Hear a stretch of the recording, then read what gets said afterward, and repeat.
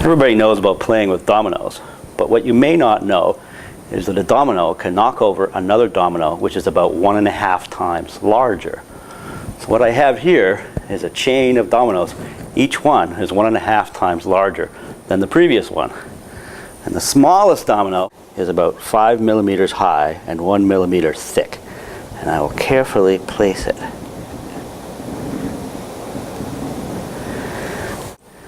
And there are 13 dominoes, and the largest domino, it weighs about 100 pounds and is more than 1 meter tall.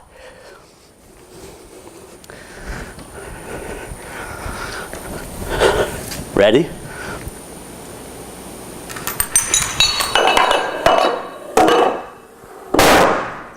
Boom. That was 13 dominoes.